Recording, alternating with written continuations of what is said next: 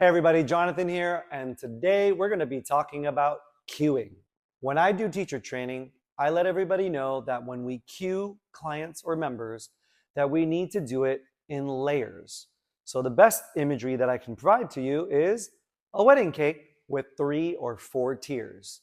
In order to create a 3 or 4 tier wedding cake, we need to have the foundation, the biggest part of the cake on the bottom. Then, once that foundation is built, you can stack the second layer of the cake, then the third, and even sometimes the fourth. This is how I want you to treat cueing or even giving instructions. So let's use ab wheel as an example. When we're performing the exercise, there's a lot of things to say. One is to use our hands to push the carriage back and use our hands to pull the carriage forward. Another thing we need to say is that our shoulders will go back behind the hands and then our shoulders will go forward above the hands. In addition to that second cue, we need to be able to explain where the shoulder should stop, and that is above the hands. Because if the shoulders were to go too far forward past the hands, a lot of that upper body is going to dump into the wrist and it's going to cause a lot of wrist irritation. So as of now, there's already 3 different things that an instructor needs to say. The fourth thing is to look down and slightly forward, because if you don't say that, they may tuck their chin, and you can tell that I can't really talk or breathe because I'm tucking my chin into my chest. Another thing people do is they look at the reflection, and when that happens, they do this. And this is hyperextending the neck, and we don't want that. That's already a bunch of more things to talk about. Another thing that we need to talk about is the soft bend in the elbows. The soft bend in the elbows is going to help not put so much weight straight down into the wrist, activating more the tricep and the shoulder.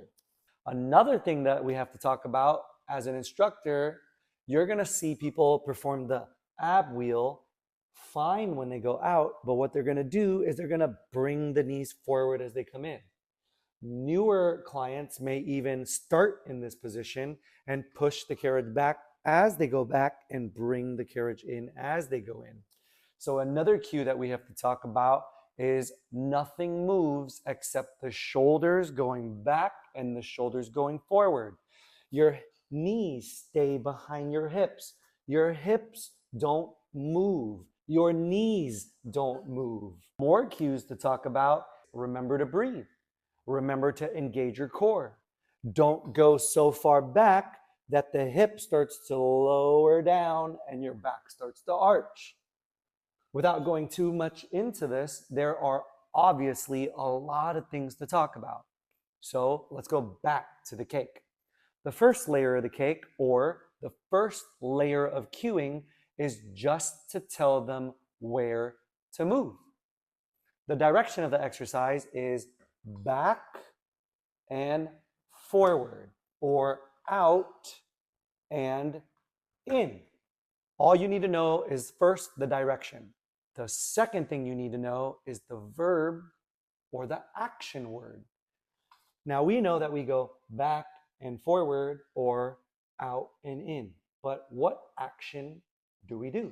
We have to push to go back, and when we push, the opposite of push is pull. Now, if we have springs attached, which we usually do, the springs are already pulling the carriage in. So another cue we have to remind you on is to go slow and resist the springs pulling us forward. It's so important to explain the whys and the because you will lose your client if you do not explain things well. They're going to be performing the exercise and they're going to start talking to themselves in their head. Where's my shoulder supposed to stop? Where should I be looking? Is my hip supposed to be up? This doesn't feel right. Is my knee supposed to go in and out? You will lose them. And that's why sometimes instructors get upset and they say, no one listens to me. There are tons of reasons why people don't listen to you. The cueing, it's all you. It's your job to instruct and teach everyone how to perform the exercise, what they should be feeling, where they should be moving, what feels right and what feels wrong so that we help them understand that they're doing it right instead of just zoning out. We already have a very short attention span, so how do you as an instructor keep their attention? Very good cue. Listen. What are your words or phrases that call an action? Once we get everybody moving, because you told them how to move out and in and how to push and pull, then we can talk about the second layer of the cake or the second cue. That can be untuck your chin and look down and slightly forward. It can be soft bend in the elbows. It could be engage your core. It could be remember to breathe. So as an instructor, you need to sit down and write down 1, 2, 3, 4, or draw out a cake if you like imagery. And you're going to write a sentence for the first tier of the cake. Then you're going to write down a sentence for the second tier, then the third tier, and maybe the fourth. And this is going to be your template. You are an actor or an actress. This is your script. You're going to practice your script to win the role that you are wanting to achieve. This is going to help you structure class better. It's going to help people understand and listen to you more. And it's going to prevent you from doing this. Push the carriage back. Shoulders move behind your hand. Engage your core. Remember to breathe. Untuck your chin. It's just too much to say. For you, you're going to lose your voice. You're going to overexert your energy.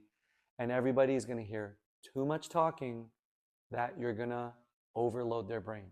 Save this video, subscribe, share it with others. This will really help me. It'll really help the algorithm. And this is going to really help the community grow together as a team.